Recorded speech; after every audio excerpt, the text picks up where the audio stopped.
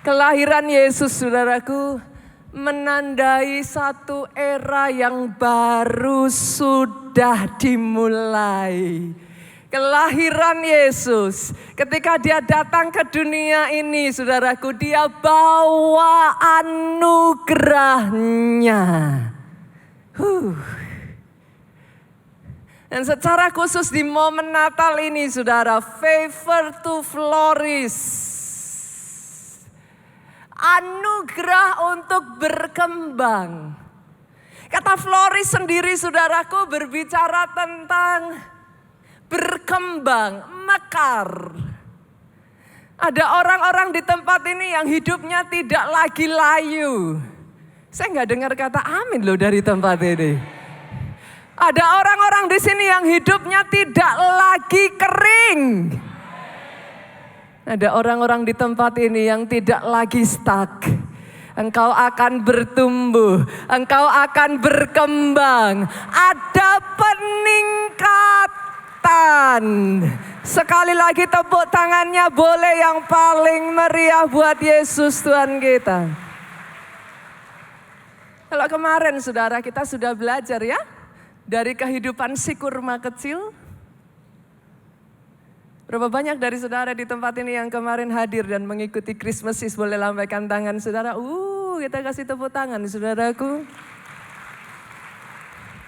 Kemarin kita belajar dari kehidupan si kurma kecil. Bagaimana di dalam masa-masa yang begitu berat, seolah-olah dunia sangat tidak adil ya bagi si kurma kecil ini ya. Sudah dilahirkan di padang gurun. Seandainya kurma kecil ini bisa berteriak, maka dia akan berteriak. Kenapa sangat tidak adil? Orang lain lahir di keluarga yang kaya, orang lain lahir di keluarga yang luar biasa. Tapi si kurma kecil ini tidak mendapat kesempatan sejak dari masa kecilnya. Dia dilahirkan di tempat yang kering kerontang. Kalau dia bisa berteriak, saudaraku, bukan hanya dia lahir di lingkungan yang tidak kondusif. Dia mengalami situasi di sekelilingnya yang begitu ekstrim. Panas kepanasan, dingin kedinginan. Kalau dia mau teriak, kalau seandainya diberi kesempatan kurma kecil ini bisa bicara, maka dia akan berkata, it's not fair, life is not fair. Sudah situasi tidak mendukung, sekeliling tidak mendukung, masih ditindih dengan batu. Saya nggak tahu kemarin apakah Pastor Jonathan ketika khotbah di tempat ini menunjukkan kepada saudara gambarnya. Tapi certainly saudaraku, saya nggak tahu multimedia apakah ada ya gambar yang kemarin saya munculkan. Kalau ada boleh dimunculkan, nggak ada it's okay. Certainly saudara, batu itu tidak hanya ditumpuk begitu saja. Tumpukan batunya aja, bukan yang ini. It's okay. Ditutup dulu saja. Saya bicara tentang kurma multimedia, tutup aja. Certainly yang masang batunya itu niat saudara. Ditumpuk satu, tumpuk lagi di atasnya, tumpuk lagi di atasnya. Itu kan niat gitu saudaraku. Jadi kalau si kurma kecil ini bisa ngomong, maka dia akan menjerit. Tega-teganya, kurang susah apa lagi? Masih ditambahin, ditumpuk batu begitu berat. Tapi dengar ini saudaraku, saya berdoa ya, di momen-momen yang seperti ini jangan salah paham dengan Tuhanmu. Tuhan tahu saudara. Si kurma kecil ini tidak bisa mengandalkan lingkungan tempat dia bertumbuh. Tuhan tahu. Kalau dia kepengen mengandalkan sama seperti pohon-pohon yang lain. Yang disiramin tiap hari, dipupuk tiap hari. Tuhan tahu si kurma kecil tidak bisa mengandalkan itu. Tuhan tahu bahwa ekstrim situasi keadaan yang ada di sekeliling kurma kecil ini. Bahkan saudaraku yang namanya padang gurun. Tuhan tahu si kurma kecil ini tidak akan bisa mengharapkan turunnya hujan. Kenapa Tuhan izinkan? Bukankah itu pertanyaan banyak orang? Kenapa Tuhan izinkan? Because God love you. Tuhan tahu kau tidak punya backingan yang bisa kau andalkan. Tuhan tahu kau tidak punya siapapun yang akan menolong engkau. Tidak ada hujan.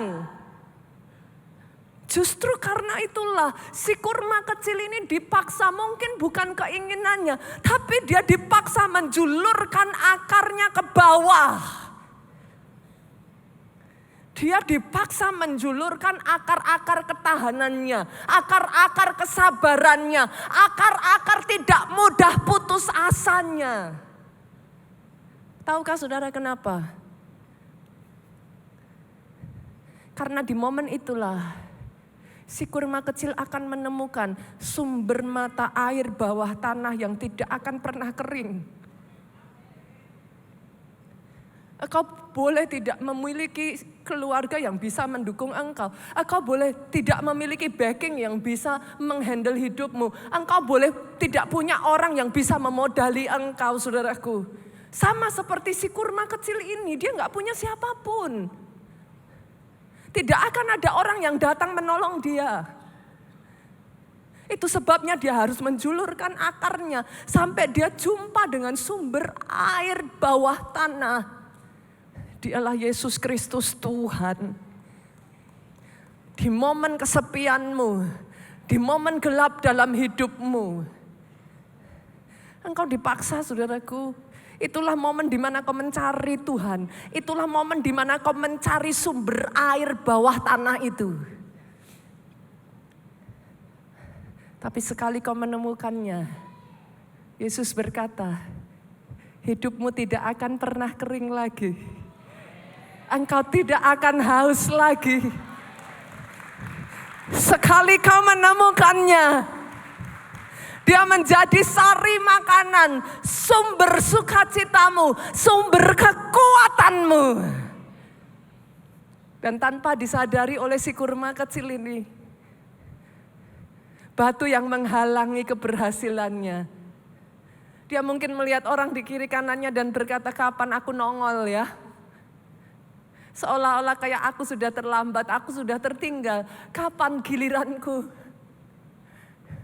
Tapi justru karena Tuhan tahu loh saudaraku. Bukan karena Tuhan gak sayang. It's because He doesn't want to lose you. Tiba-tiba kekuatan yang sudah cukup itu saudaraku mendobrak naik ke atas. Batu yang menghalangi, batu yang tadinya begitu berat, tembok yang tadinya menghalangi, apa yang tadinya masalah buat engkau tidak lagi jadi masalah. Engkau kuat. Dan itulah yang membuat si kurma kecil dengan lingkungan yang tidak kondusif, cuaca yang begitu ekstrim, dia masih bisa menghasilkan buah yang manis, buah yang berkualitas, begitu besar, begitu manis, begitu hebatnya, sampai menjadi komoditi yang mahal harganya. Itulah engkau, bahkan yang di atas boleh lambai-lambaikan tangannya. Boleh tepuk tangannya yang paling meriah buat Yesus Tuhan kita. Itulah engkau. Engkau bukan anak murahan, aminnya yang paling keras. Kualitasmu tahan uji saudaraku. Oh, rasamu manis. Engkau precious di mata Tuhan. Bukan Kristen murahan. Doa saya ya saudaraku, di momen Natal ini mempersiapkan masuk di 2024 ya. Sebuah generasi yang baru, generasi anak kurma lahir di tempat ini. Engkau bukan generasi stroberi, cantik luarnya, rapuh dalamnya. Engkau generasi anak kurma, sama seperti Daud, kau anak kurma yang akan menutup matamu. Semakin hari justru semakin bersinar. Itulah generasi anak kurma. Sekali lagi boleh kita kasih tepuk tangannya yang paling meriah buat Yesus Tuhan kita. Dan di momen menjelang akhir tahun 2023 ini saudaraku, berani tangkap rema ini. Berani tangkap rema ini. Yohanes 1 ayat 16 berkata, dalam kepenuhannya kita semua, artinya saudaraku, engkau tanpa terkecuali dari ujung yang paling depan sampai yang ujung paling belakang ono sana saudaraku. Dari ujung paling kiri yang sampai nyempil di belakang sana sampai ujung yang paling kanan. Dengar ini saudara, kasih karunia, demi kasih karunia, demi kasih karunia, demi kasih karunia, never ending favor. Terjadi justru di akhir tahun. Preparing you for 2024. Tapi Mazmur 92 kemarin gak hanya bercerita tentang si anak kurma saudara. Hari ini mau kita lanjutkan? Boleh ya? Mazmur 92 yuk kita lanjutkan ceritanya, sangat menarik. Orang benar akan bertunas, akan flourish seperti pohon kurma. Nah ini lanjutannya. Akan tumbuh subur seperti pohon aras di Libanon. Kalau kemarin saya bercerita tentang si kecil kurma. Hari ini saudaraku, apakah saudara tertarik mendengar kisah tentang si paling kuat? Aras Libanon. Hari-hari ini orang sukanya bilang si paling apa gitu ya saudara. Ada si paling kepo gitu. Saya pernah dijuluki si paling Nigeria gitu. Hari ini kita akan belajar dari cerita si paling kuat. Aras Libanon. Siapa sih Aras Libanon ini? Jenis pohon seperti apakah dia? Nah, media baru yang foto tadi dikeluarkan. Aras Libanon, saudaraku, saudara bisa lihat, adalah salah satu kalau bukan pohon yang disebut paling kuat di dunia. Pohon ini begitu kuat, saudaraku. Dia punya rentang pertumbuhan yang melampaui kebanyakan pohon-pohon lain. Sebagian dari pohon aras ini, saudara, dia bisa tumbuh mencapai 20 meter. Kalau saudara lihat pohon-pohon yang lain rata-rata 5 meter aja udah tinggi ya. Nah si pohon aras ini saudaraku, dia bisa tumbuh sampai mencapai ketinggian bahkan 20 sampai 40 meter. Di daerah yang sangat mendukung bagi dia saudaraku, dia bahkan bisa bertumbuh mencapai ketinggian 60 meter. Kalau kira-kira aja ya saudaraku, satu lantai gedung itu berapa ketinggiannya? 4 meter? 4 meter, saya taruhlah 3 meter aja ya saudara ya. 3 sampai 4 meter atau 4 lah. Ini nanti kalau ada kontraktor di sini nggak terima sama saya saudaraku. Saya taruh 3 pastor, 2,5 sampai 3 itu tempat parkir, nanti saya dijawab gitu saudara. Oke, saya taruh 4 saudara. Maka kalau aras Libanon ini dia punya kekuatan untuk bertumbuh sampai 60 meter. Maka saudara membandingkannya dengan gedung 15 lantai. Betul? Nah, kira-kira bisa bertumbuh setinggi itulah dia saudara. Doa saya di tempat ini ada orang-orang Kristen aras Libanon. Oh yang tepuk tangan cuman yang di depan saja. Yang di atas boleh dong tepuk tangannya yang paling meriah. Saya berdoa ya saudaraku, kenapa? Karena favor to flourish, saya sungguh percaya ada orang-orang di tempat ini yang Tuhan akan berikan anugerah kepada saudara untuk berkembang. Tapi untuk saudara berkembang, saudara butuh kekuatan yang besar. Ya saudaraku, kalau saudara mau berkembang, saudara harus mengembangkan kekuatanmu. Saya melihat ya saudara, ada sangat banyak pengusaha yang kekuatan komitmennya kecil.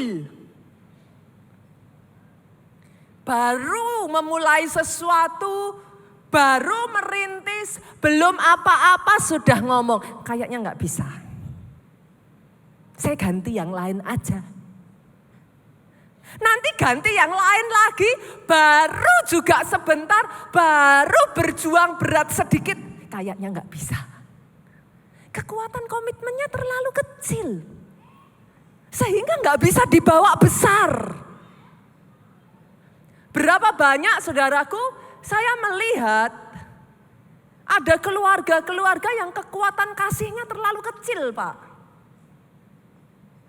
Baru beda sedikit loh urusan pasta gigi loh saudara.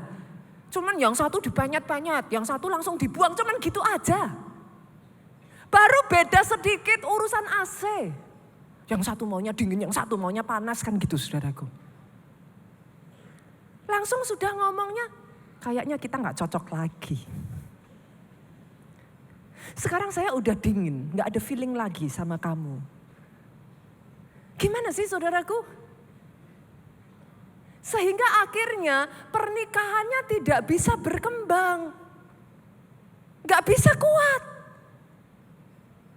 Dibutuhkan kekuatan untuk bisnismu berkembang. Dibutuhkan kekuatan untuk keluargamu berkembang. Halo KKS, berapa banyak di sini yang KKS? Langsung saja saya minta bangkit berdiri. KKS, ayo bangkit berdiri. Ini banyak yang malu nih, bangkit berdiri, ayo. Yang sudah gini mau gini lagi berdiri. Mana nih KKS, mana lagi? Hanya segini KKS di tempat ini. Berdiri. Boleh gak kita kasih tepuk tangan saudaraku buat para KKS kita? Jangan duduk dulu. Bagi para KKS di tempat ini dibutuhkan kekuatan untuk Komsel bertumbuh. Ini yang berdiri sedikit loh. Lihat ke sekeliling saudaraku. Sejauh yang bisa kau lihat Tuhan berikan kepadamu kata firman Tuhan kan. Sekali lagi kita kasih tepuk tangan buat para KKS kita. Silakan duduk. Wow. Dibutuhkan kekuatan saudaraku. Untuk engkau bisa bertumbuh. Saya berdoa ya saudara dalam momen Natal ini ya. Saya berdoa menjelang 2024, kita belum masuk ke 2024. Ada anugerah sama seperti yang ada dalam kehidupan pohon aras Libanon yang membuat engkau kuat. Jangan jadi Kristen dikit-dikit ngek. Dikit-dikit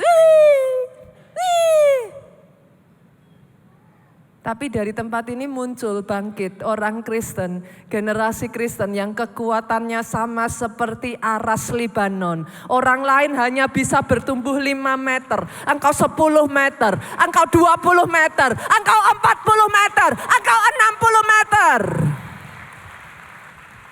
Yang kedua saudaraku, si paling kuat aras Libanon ini tidak mudah lapuk.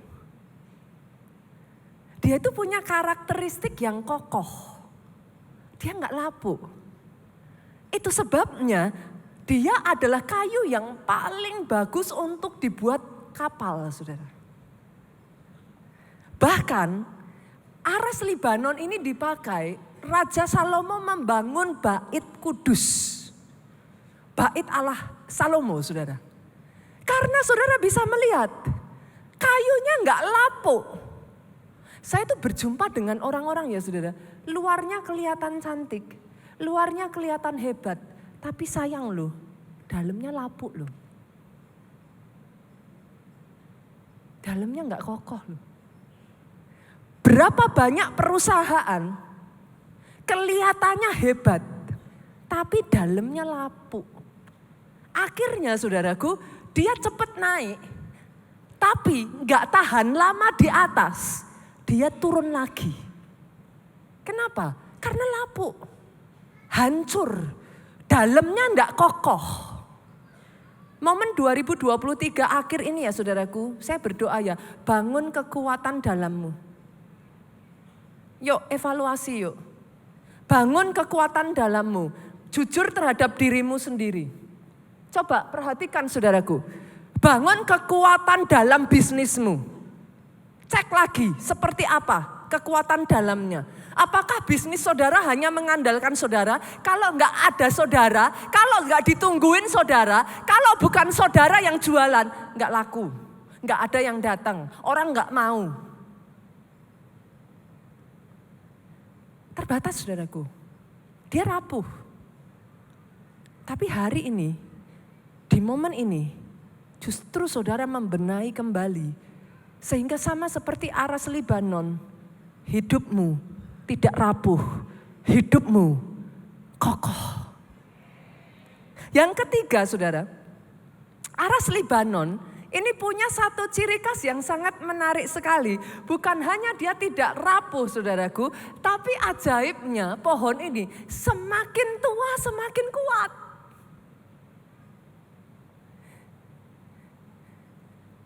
Menarik ya saudara? Semakin tua usianya, bukan semakin lemah. Kemarin kita baca di Mazmur 92. Yuk kita lihat lagi. Kita lihat lagi, Mazmur 92. Mereka yang ditanam di bait Tuhan akan bertunas, akan flourish. Kemarin saya katakan, coba dibaca di awal saudara. Ini Nita 10 ayat 1 atau Mazmur. Bukan saya loh yang bilang saudaraku, yang mengerti katakan amin. Dan ayat ini ngomong unik sekali, mereka yang ditanam di bait Tuhan. Saya enggak tahu seberapa banyak engkau yang dilukai oleh gereja. Saya enggak tahu seberapa banyak dari saudara yang berkata ribet pastor. Males pelayanan. Saya enggak tahu seberapa banyak saudara yang mengalami gesekan di dalam gereja. Tapi ayat ini certainly ngomong. Mereka yang ditanam, boleh dimunculkan lagi multimedia. Baru aja mau dibaca loh. Mereka yang ditanam di bait Tuhan. Orang-orang di tempat ini yang willing untuk ditanam di rumah Tuhan. Engkau akan bertunas di pelataran Allah kita. Hebatnya bukan hanya bertunas di awal. Yang membedakan saudara, orang bertunas di awal semua juga bisa. Tapi yang membedakan, lihat ayat selanjutnya mengatakan, pada masa tua pun mereka masih berbuah. Bukankah itu yang kita mau saudara? Kadang gak enak ditanam, kadang pengennya lari, kadang gemes saudara.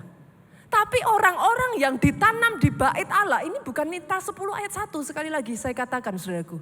Ini firman. Saudara boleh setuju, saudara boleh tidak setuju, tapi inilah firman.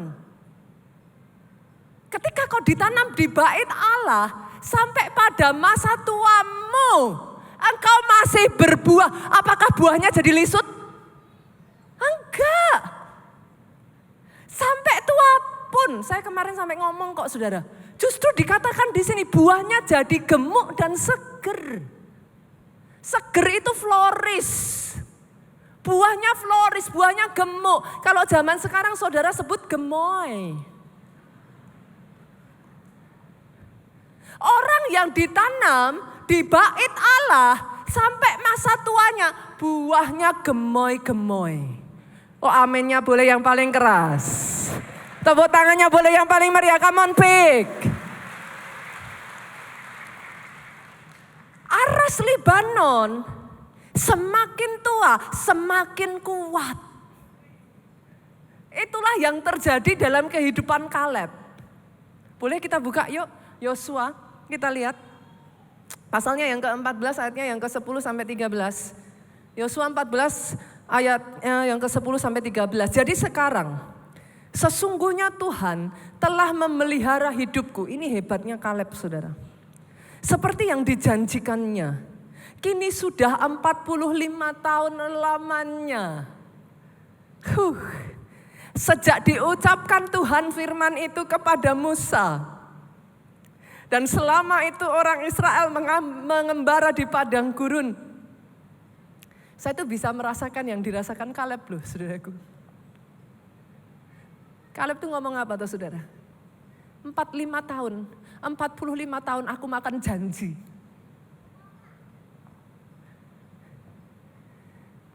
Ini perkataan seorang yang mempertahankan kekuatannya, saudaraku.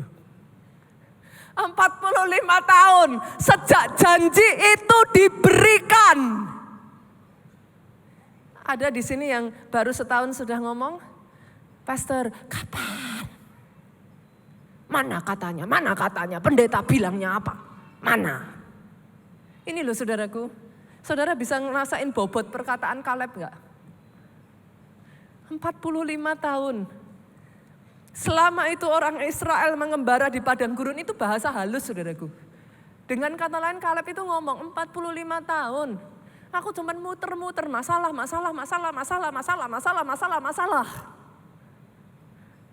Kaleb ngomong, pada waktu ini, sekarang telah berumur 85 tahun aku hari ini. Pada waktu ini aku masih sama kuat seperti pada waktu aku disuruh Musa. Seperti kekuatanku pada waktu itu, demikian kekuatanku sekarang untuk berperang dan untuk keluar masuk. Oleh sebab itu, ini saudara, perhatikan. Berikan kepadaku pegunungan yang dijanjikan Tuhan pada waktu itu.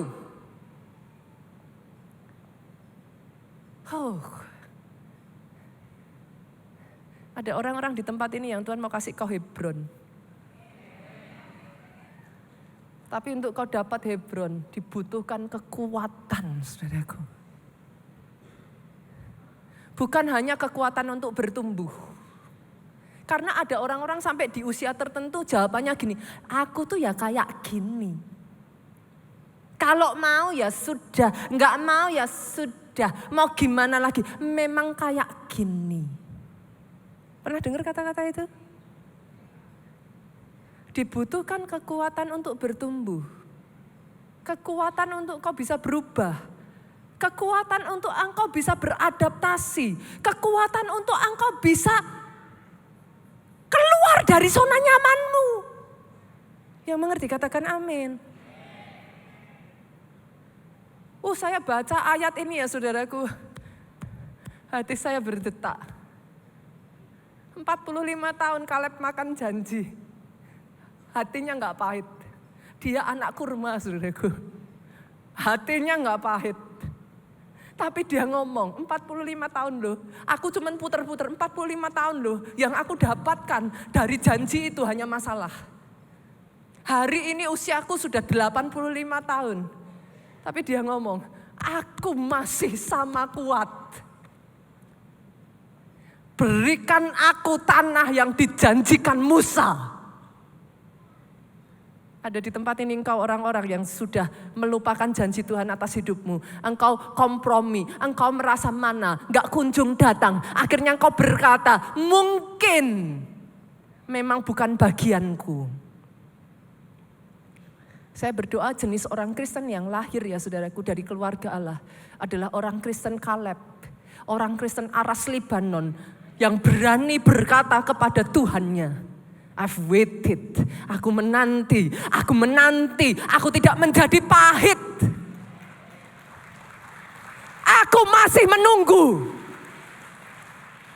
Dan kekuatanku tidak berkurang, imanku tidak berkurang. Kepercayaanku tidak berkurang. Keberanian untuk kau datang kepada Tuhanmu dan berkata, berikan Hebronku. Kalau ada orang-orang Kristen seperti ini saudaraku, Indonesia bagi kemuliaan nama Tuhan.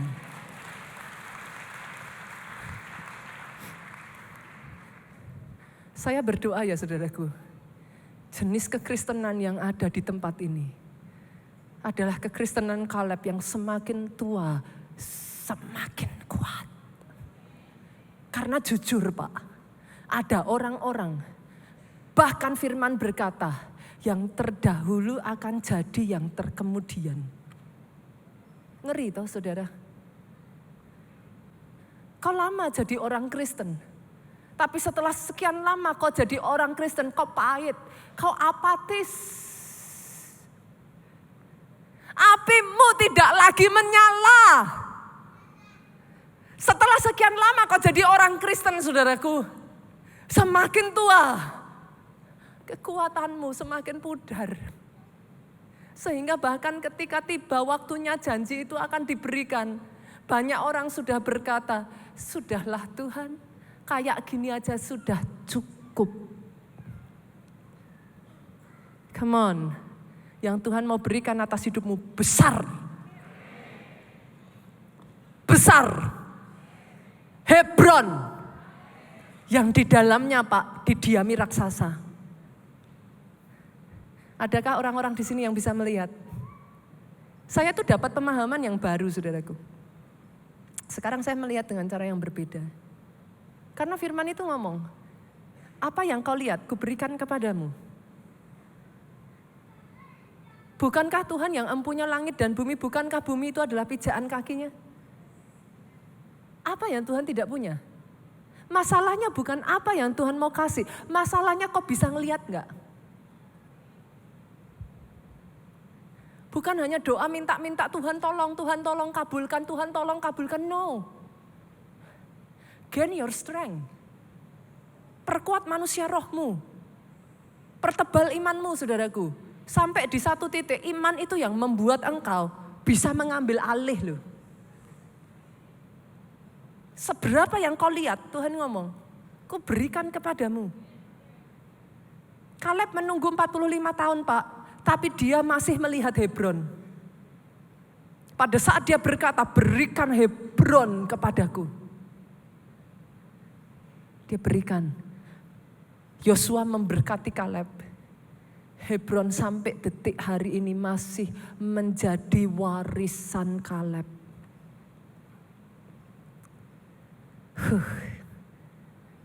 My heart, hati saya saudaraku. I'm longing. Saya rindu melihat orang-orang di tempat ini dibawa Tuhan besar.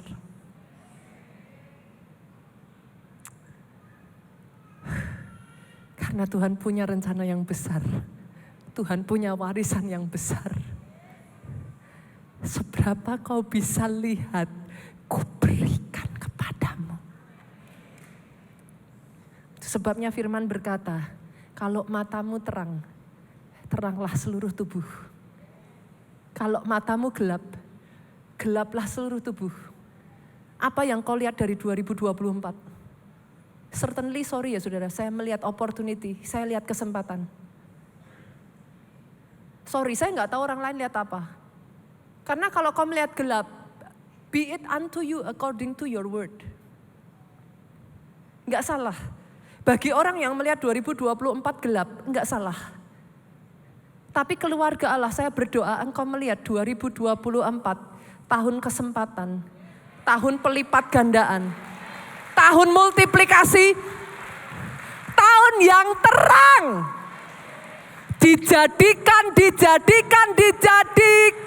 atas hidupmu. Ya tepuk tangannya boleh ya paling meriah buat Yesus Tuhan kita. Dan yang terakhir saudaraku, yang keempat, sifat dari pohon aras saudara. Pohon aras ini coba boleh dimunculkan gambar yang ketiga kalau saya nggak salah. Pohon aras ini tahan terhadap situasi dan cuaca yang sangat ekstrim. Saudara bisa melihat di bawah pohon ini adalah salju saudara. Dia tahan sampai kondisi minus 25. Ada orang-orang ya saudaraku, saya tuh ngelihat sayang loh. Banyak nggak apa sih saudara? Di masa pandemi kemarin itu saya sangat belajar sekali. Saya nggak tahu apakah saudara masih ingat ya. Fleksibilitas kita itu diuji di momen pandemi kemarin loh saudara. Ada orang-orang tuh yang gak bisa cukup fleksibel, saudaraku. Goncang tuh jiwanya. Berapa banyak yang gak tahan ketika dapat load kerja lebih besar. Langsung ngomong sama temennya, udahlah kalau kayak gini terus coba aku tunggu setahun lagi. Kalau masih kayak gini terus aku keluar. Pernah dengar kata-kata itu? Banyak orang yang ketahanannya itu kecil sekali. Baru ganti bos, ganti kebijakan, sudah langsung ngomong, wah kalau kerja kayak gini ya, kita cari tempat lain aja. Pernah dengar kata-kata itu? Nah, ketahanannya loh saudara. Saudara kalau memperhatikan ya sepanjang tahun 2023 ini, firman di gereja kita tuh dirubah. Kenapa? Kami sebagai leader di keluarga Allah, kami berbenah saudara, kami evaluasi. Buat saya saudaraku, momen pandemi kemarin kita bisa melihat berapa banyak orang Kristen tumbang, berjatuhan.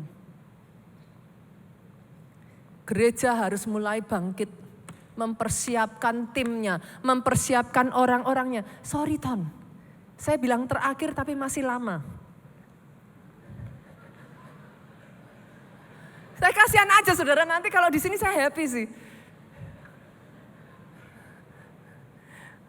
Saya bilang terakhir, tapi terakhir untuk sifatnya si pohon aras gitu saudara. Tapi masih lanjut khotbahnya gitu saudara. Kita kasih tepuk tangan yang paling meriah buat Yesus Tuhan kita. Loh hari ini waktu saya bebas, saya happy saudaraku.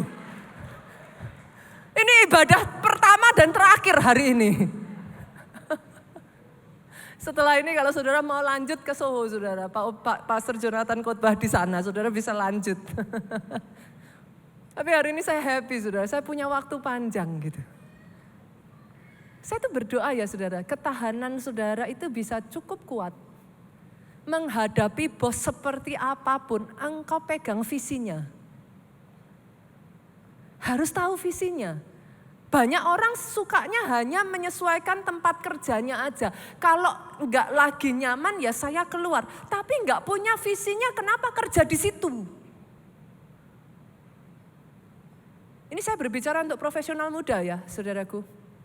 Saudara bukan hanya sekedar kerja. Harus ada visinya. Apa? Saudara belajar dari sana ilmu apanya setelah itu kau dirikan atau I don't know. Tapi jangan hanya karena, oh ya sudah saya kerja di sini. Kenapa? Nyaman kok pastor, kerjaannya nggak banyak. Saya bisa main game terus. Dan karena itu saudara kerja di sana selamanya. That is not the vision. No, lihat visinya, tahu apa tujuanmu bekerja di sana, sedot sebanyak mungkin, endure the hardship. Tahan uji saudara.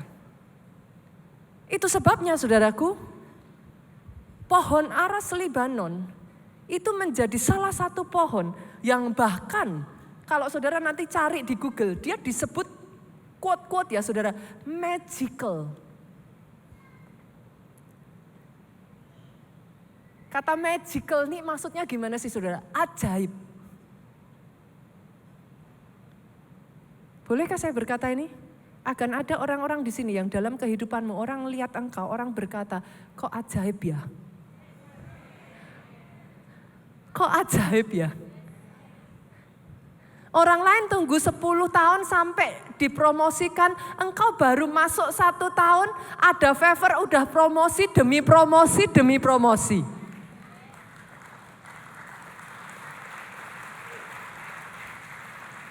Kok ajaib ya? Orang lain puluhan tahun aja belum dapat, kamu kok bisa dapat? Bukankah itu yang terjadi atas gereja kita? Kok ajaib ya? Tuhan berikan gedung secantik ini, sudah cantik-cantik, mari kita gunakan sebaik mungkin saudaraku. Yang mengerti aminnya yang paling keras. Saya berjumpa dengan orang-orang yang terus-menerus hamba-hamba Tuhan yang berkata kepada saya, Pastor Nita kok bisa? Keluarga Allah itu baru berapa tahun di Jakarta? Kok bisa? Ada hamba-hamba Tuhan, saya berjumpa dan berkata seperti ini, saya loh Pastor, 30 tahun lebih loh menggembalakan. Kami masih sewa tempat loh. Saya sadar sesadar-sadarnya saudaraku. Dan biarlah ketika orang melihat gedung ini, bukan manusia yang ditinggikan, tapi orang melihat gedung ini, orang belajar satu hal dari gedung ini. Yes, bersama Tuhan tidak ada yang mustahil. Dan yes, bagi orang percaya tidak ada yang mustahil. Gedung ini saudaraku adalah satu pernyataan bahwa apa yang mustahil Tuhan balikkan. Ketika iman itu present saudaraku, gedung ini adalah bukti.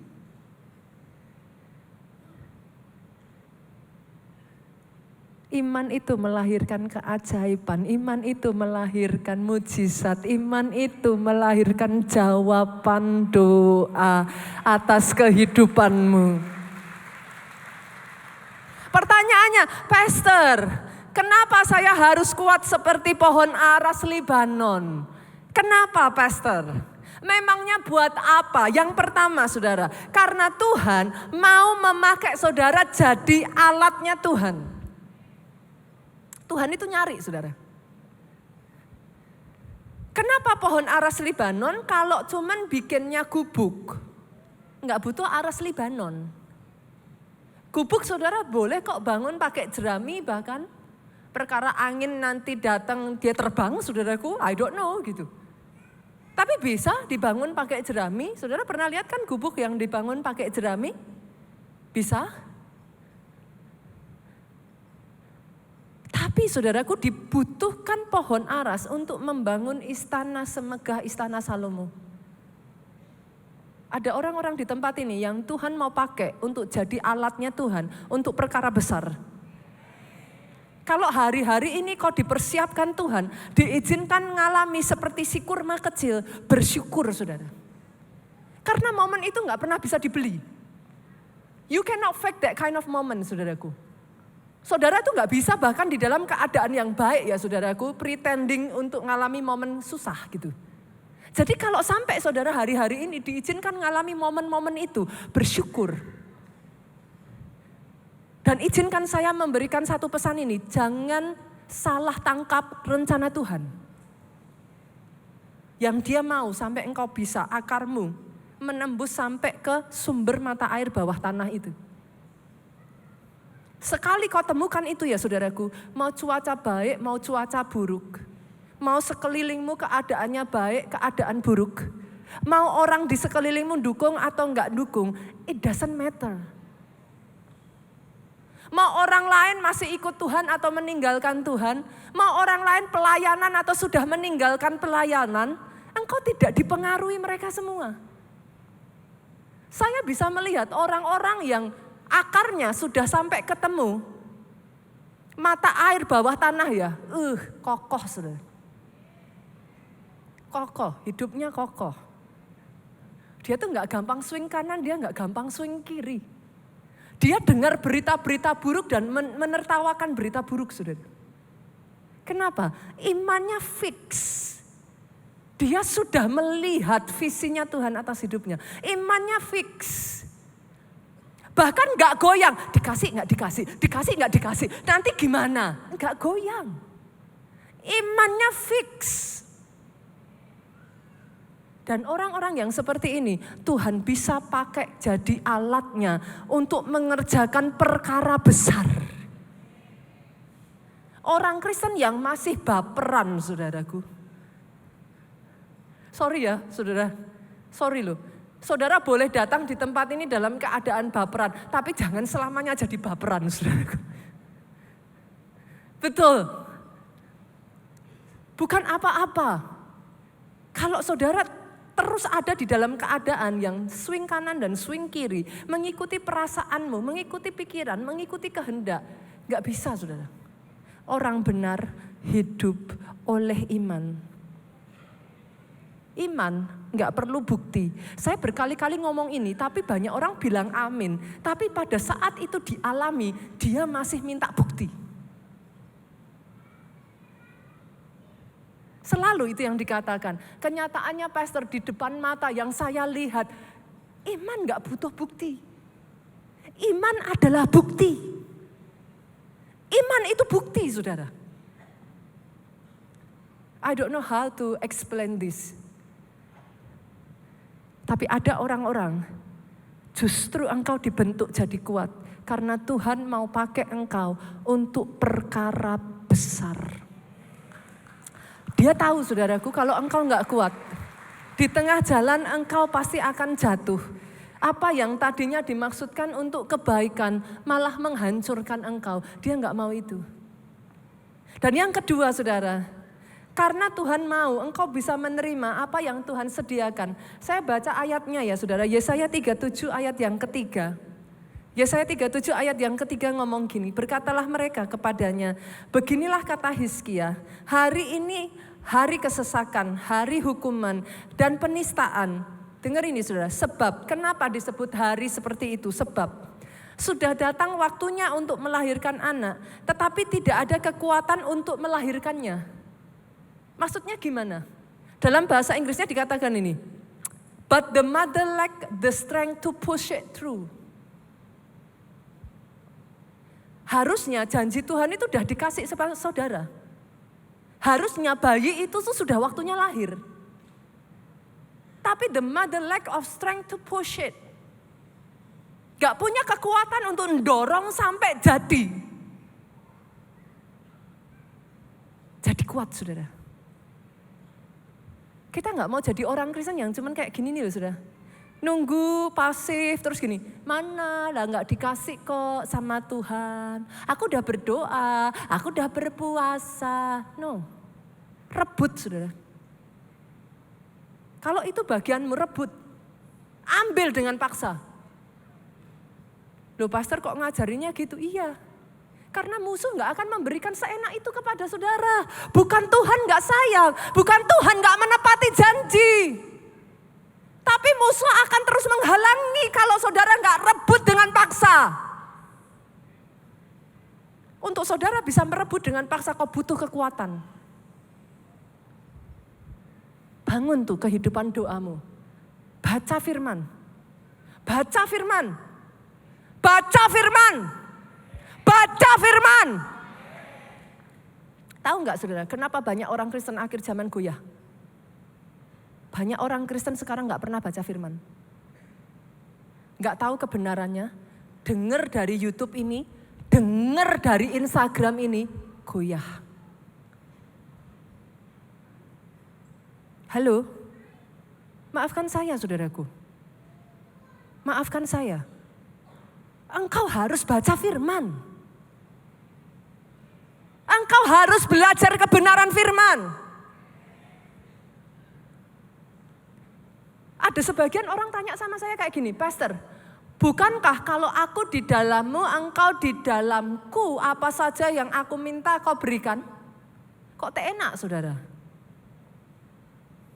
Kata aku di dalammu, engkau di dalamku. Dalam bahasa aslinya ngomongnya kayak gini, saudaraku.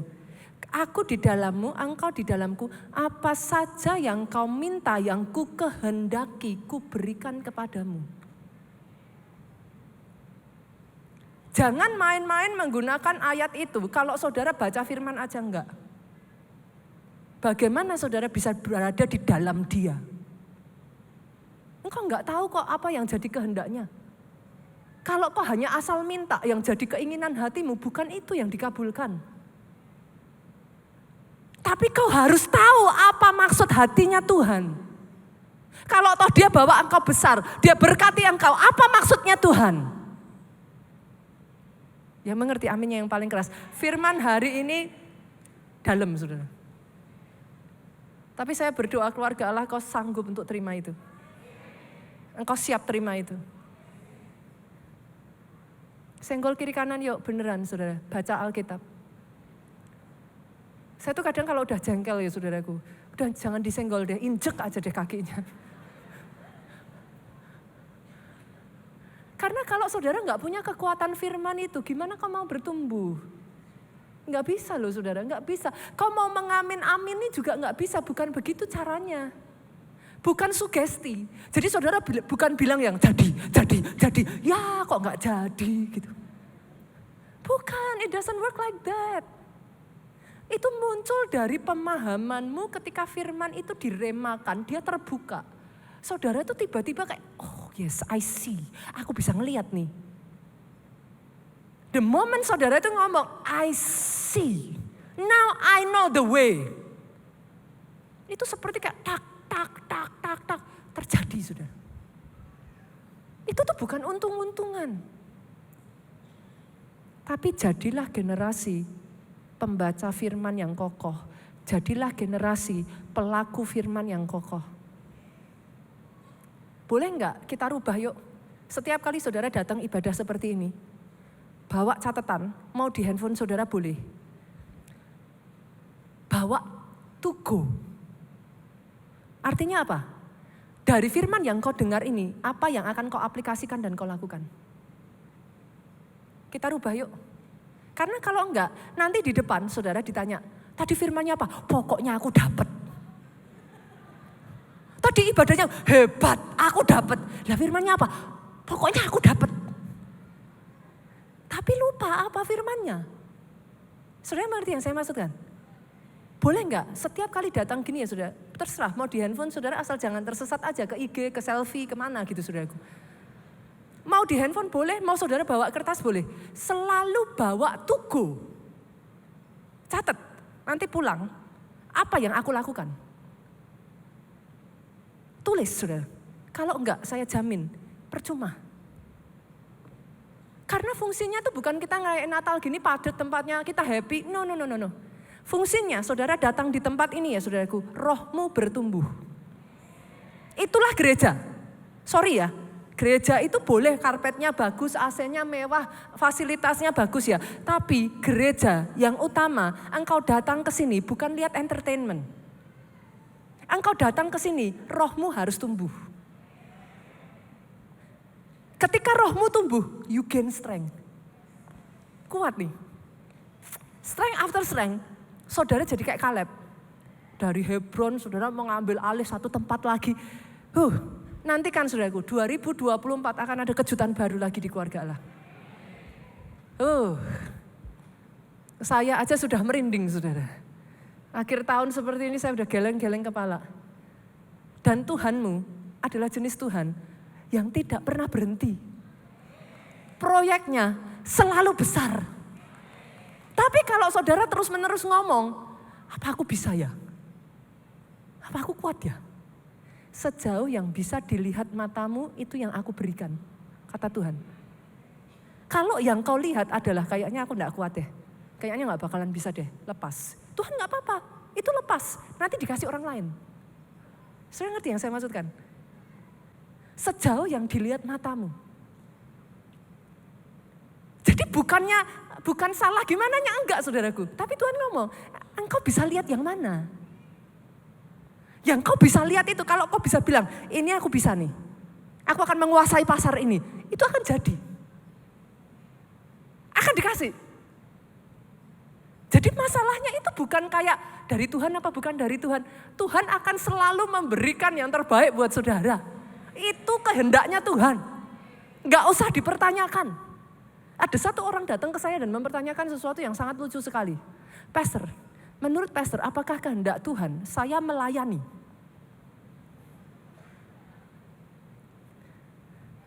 Saya itu senyumnya agak bingung, saudaraku. Saudara ngerti yang saya maksudkan tuh? Itu sebabnya kenapa harus baca Alkitab. Saudara tahu mana yang kehendak Tuhan, mana yang baik, mana yang sempurna. Engkau tahu. Setelah itu bagian kita merangsek saudaraku, ambilin satu-satu. Ambilin satu-satu, ambilin satu-satu. By faith. By faith. By faith. Itu sebabnya kau harus kuat. Karena proyek yang mau Tuhan berikan atas hidupmu besar. Engkau harus kuat. Harus jadi generasi yang kuat. Harus seperti aras Libanon, saudaraku. Kita lihat yuk, Galatia 6 ayat yang ke-9 mengatakan, jangan kita jemu-jemu berbuat baik. Karena apabila sudah datang waktunya, kita akan menuai jika kita tidak menjadi lemah. Sekalipun gak ada orang yang lihat kerja kerasmu ya, terus kerja keras. Jangan lelah. Sekalipun gak ada orang yang melihat perbuatan baikmu kepada orang lain, teruslah berbuat baik. Sekalipun engkau dikecewakan ketika menolong orang justru dikhianati, teruslah berbuat baik. Nah ini yang gak gampang saudara. Para KKS halo. Sekalipun anak salmu terus menyebalkan, teruslah berbuat baik. Gak gampang saya tahu saudara. Terus tabur benih. Terus tabur benih. Kenapa? Firman ngomong kalau kau gak jadi lelah. Kalau kau gak jadi lelah, bukan gak nuai loh. Sudah lelah dulu sebelum nuai. Itu masalahnya. Artinya stamina kekuatanmu harus dilatih. Stamina kekuatanmu harus dilatih. Pastor caranya gimana? Doa, baca firman, puasa itu adalah dasar kekristenan. Jangan dilewatkan. Mau sampai kapan pastor? Seumur hidup. Saya tanya kan simpel kan, saudara makan sampai kapan? Sampai umur 20 tahun berhenti makan? Sampai umur 25 tahun berhenti makan? Sampai akhir saudara menutup mata, saudara masih makan. Itu sebabnya kalau sudah gak bisa makan, dikasih infus supaya ada asupan makanan masuk. Yang mengerti katakan amin. Nah, sampai seumur hidupmu tetap makan. Baca firman. Doa jangan dilupakan. Penyembahan pujian. Doa puasa jangan ditinggalkan. By the way, 11 Januari saudaraku. Kita mulai puasa ya, awal tahun ya. Kawan catat tanggalnya. Keluarga Allah kan sudah biasa toh? Kayaknya keluarga Allah kalau nggak puasa ada yang salah deh. Yang mengerti katakan amin. 11 Januari catat saudaraku, 21 hari kita puasa membuka tahun 2024.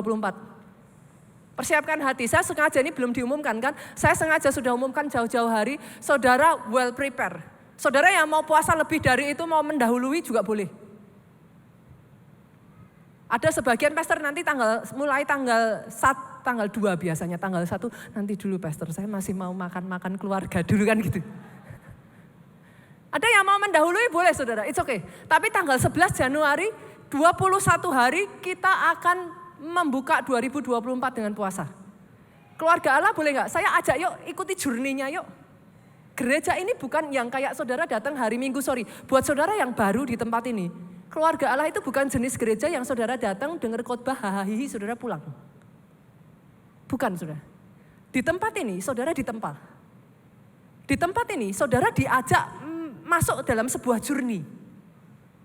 Sehingga yang tadinya kau gak bisa, imanmu gak nyampe. Sekarang imanmu sudah cukup, engkau bisa masuk ke berikutnya lagi gitu saudara. Itu ceritanya begitu saudara di keluarga Allah. Nah part of the journey, untuk menumbuhkan imanmu itu, di sini banyak puasa saudara. Jadi bagi saudara yang, wah kayaknya saya salah masuk gereja gitu saudara. Kita suka puasa. Jadi 21 hari nanti masih akan ada berikutnya. Setahun setidaknya akan ada 3 kali dalam 1 tahun. Kita tuh puasa massal. Barengan. Senggol kiri kanannya. Ayo dijalani yuk. 1 tahun ini saya tantang lagi ya. Kejadian sampai Wahyu diselesain yuk. Loh. Namanya orang bertumbuh Bapak Ibu, itu bukan anak kecil kalau bertumbuh. Tadinya belajar penambahan, terus belajar pengurangan, terus belajar perkalian, belajar pembagian kan gitu.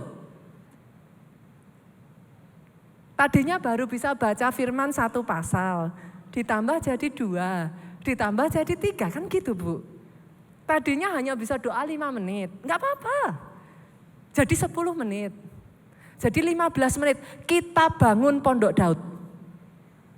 Saudara yang lagi belajar doa, tapi nggak bisa doa di rumah karena ngantuk, datang deh ke sini saudara. Ketiduran di sini nggak apa-apa, silahkan. Loh, inilah gereja kita ini memang tempat pelatihan seperti ini. Inilah keluarga Allah, saudara. Gereja ini bukan didesain hanya untuk saudara duduk happy-happy pulang. Tapi di sini kau dilatih. Engkau jadi Kristen Aras Libanon. Engkau jadi Kristen kurma. Itu sebabnya di tempat ini banjir mujizat terjadi. Oh yes, tsunami mujizat terjadi. Ini saya mendengar sudah begitu kenceng nih saudaraku. Kenapa? Bukan karena untung-untungan. Bukan karena kita gereja yang mengejar mujizat, sorry. Mujizat kok dikejar? Mujizat itu harusnya jadi bagian sehari-hari hidupmu. Itu bukan tujuan. Kalau kau berjalan bersama Tuhan, sang pembuat mujizat, jalanmu, kanan mujizat, kiri mujizat, depan mujizat, belakang mujizat. At least itu yang saya tahu ya, ketika Yesus ada di muka bumi ya Pak. Murid-muridnya tiap hari lihat mujizat. Kan? Normal, bukan sesuatu yang sampai gimana. Wajar. Yang ketiga, nah ini baru yang terakhir, pemain musik kalau mau masuk. Tuhan mau mengokohkan hidupmu supaya kau kuat menghadapi badai, saudara.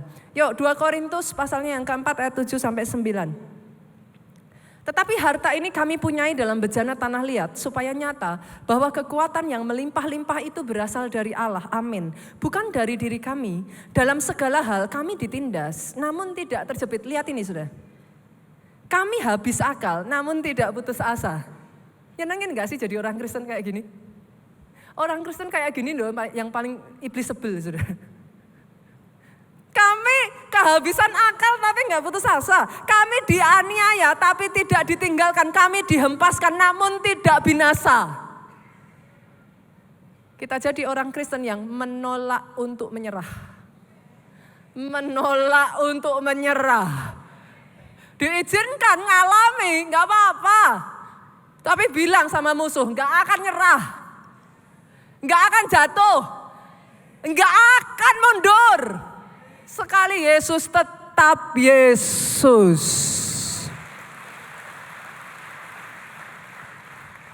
Kata kuncinya saudara hari ini, kata kuncinya, yuk bangun kehidupan saudara. Doa, puasa, baca firman. Kenapa? Kenapa ini yang penting? Maria sampai lahir bayi Yesus. Kata kuncinya dari satu ayat ini. Lukas 1:38. Aku ini hambamu. Jadilah padaku seturut kehendakmu. Kata kuncinya, engkau dengar-dengaran suara Tuhan dan ikuti instruksi Tuhan. Tapi enggak bisa kalau dengar suara Tuhan aja belum bisa. Kenapa butuh doa, kenapa ikut pondok Daud, kenapa baca firman, kenapa saat teduh, kenapa puasa saudara? Karena itu. Orang Kristen kehilangan hal yang paling mendasar yaitu dengar suara Tuhan. Tapi masih merasa oke, hidupnya oke. Enggak oke. Kau harus bisa dengar suara Tuhan. Dan sorry Bapak Ibu, pastor, yang bisa dengar suara Tuhan bukannya hanya pendeta ya. Enggak.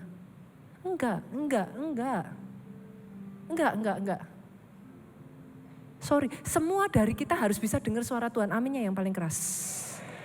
Nah kalau saudara gak bisa dengar suara Tuhan, melangkah dari apa? Kan gak bisa. Terus gimana caranya pastor? Ya itu tadi, gak ada yang instan. Doa, baca firman, puasa. Kalau saudara gak bisa merasa sendirian, ikut pondok Daud. Nanti dibantu dari situ. Kalau saudara masih ngerasa kayak pastor, saya butuh tuntunan, saya butuh dimuridkan, bagus sekali, ikut komsel. Ikut komsel. Para KKS, halo. Komselmu harus jadi komsel yang menjadi jawaban. Saya gak keberatan dengan komsel yang makan-makan, saudaraku. Tapi saya tantang dong, sekali-kali dong. Komsel doa keliling gitu kayak. Habis doa keliling makan gak apa-apa, saudaraku. Komsel penginjilan.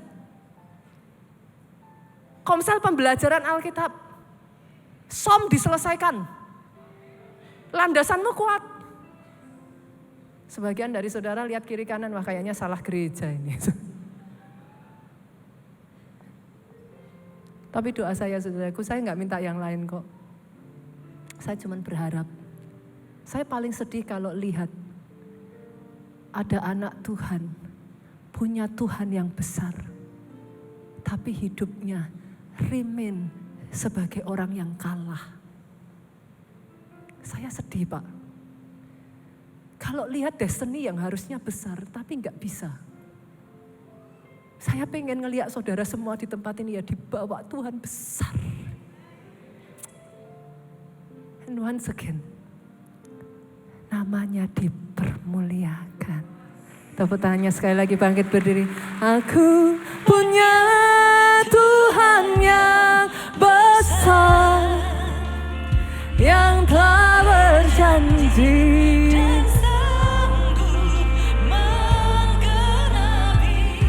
Imanku bersepakat percaya kuasa-Mu, ku terima sekarang kemenangan dari. Jemaat saja yuk sama-sama katakan, aku punya.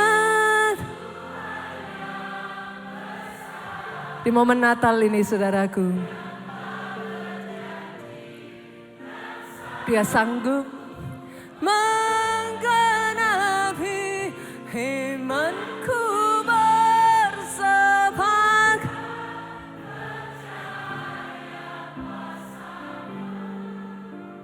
Ku terima sekarang. Lihat ini saudaraku. Ini yang dikatakan dari lagu ini. Aku punya.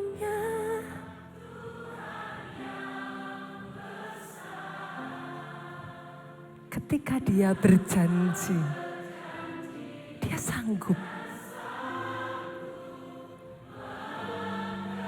Tapi dibutuhkan bagianmu. Dibutuhkan kesepakatan dari imanmu. Ku terima sekarang kemenangan dari-Mu. Aku punya Tuhan yang besar, yang telah berjanji dan sanggup menggenapi imanku bersepakat percaya kuasa-Mu. Ku terima sekarang. Oh yes Lord. Kemenangan dari-Mu. Imanku bersepakat percaya kuasa-Mu. Ku terima sekarang kemenangan dari-Mu.